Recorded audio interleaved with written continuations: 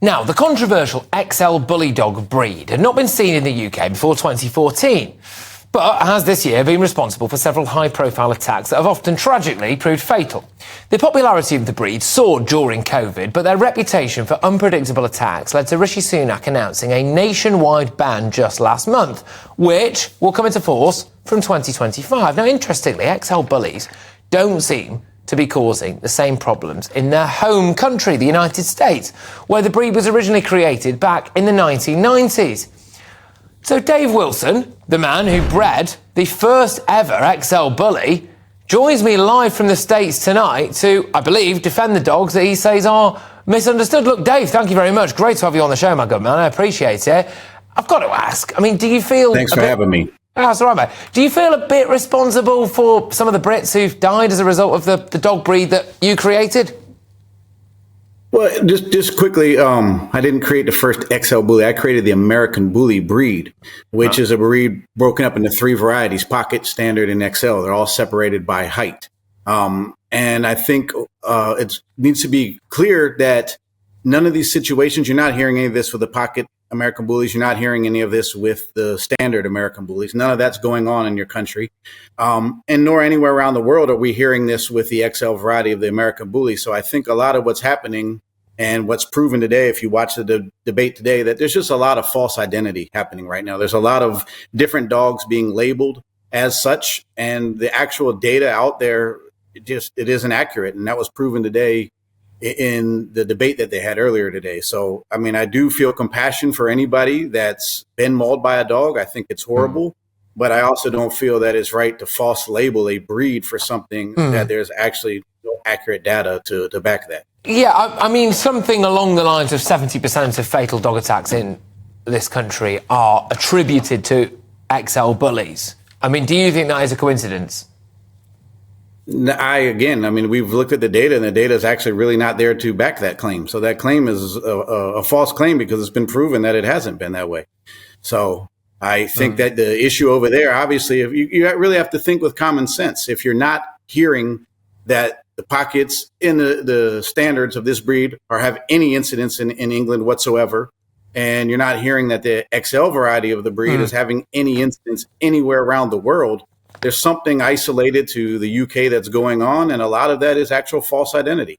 I mean, obviously, yes, you have an influx of dogs during COVID. You have irresponsible owners. You have people that do the wrong things. Well, let me ask you that then, Dave. I mean, there is this kind of age-old debate between, is it the dog's fault or is it the owner's fault? And I've got to be honest, about 99% of the time, it's my instinct to come down on the side of it being the owner's fault. Okay. It sounds to me like you come down on, you say that 100% of the time, Dave.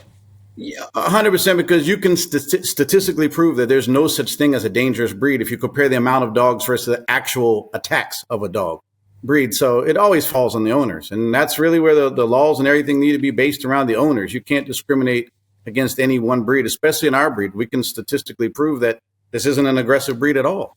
Look, I've got to dispute that because we have had numerous attacks recently, just in the last few months, that have all been XL Bullies, right? More so than you get from Golden Labradors. I'm a dog expert. I am a dog expert, and I watched a lot of these attacks. And in viewing these attacks, I've seen some dogs that were obviously pit bulls. I've seen dogs that were obviously mastiff crosses. So you think people have jumped on this and gone, that's a massive dog, we'll call it an XL Bully, and actually it's not an XL Bully, something else has got involved there somewhere along the way? I believe a good percentage of it is correct, yes. That it's just people running on a generic term without actually having the data to back up and say this is what it really was. Okay. Yes. I think we've got a couple of headlines for you. I'll just put these to you. So this is the Metro. Man mauled to death by two XL Bullies. Yeah, independent. Mother screams heard as boy. I can't see how old that was anyway. Dies of XL Bully. XL Bully shot dead after mauling owner. What an XL Bully dog attack feels like. Grief, I imagine bad.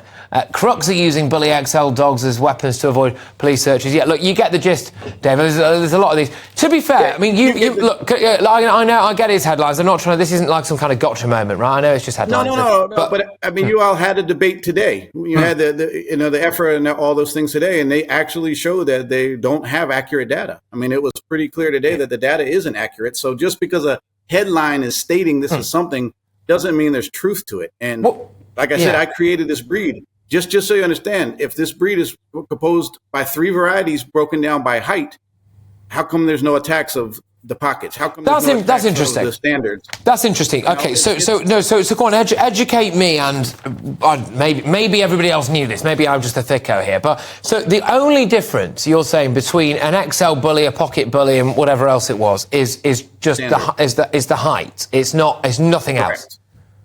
Nothing else. Correct. So they're just broken up by height. So the logic there would be that we should be getting the same amount of attacks from the other kind of aspects of the bully dog, if it was a dangerous breed. Exactly. You would see the attacks from the other varieties. And also you would see XL bully attacks around the world if it was actually really the breed, which you don't see. I mean, America has the largest influx of them anywhere in the world, and we don't have this situation here in America. So there's something different going on over there, and I believe it's false labeling. I mean, I believe it's a culmination of different things. False labeling of breeds. I believe it's a lot of inexperienced people that got dogs during COVID that probably aren't responsible dog owners. You probably have an element of people that are doing the wrong thing with their dog, but it's... Do you still breed? Do you still breed them?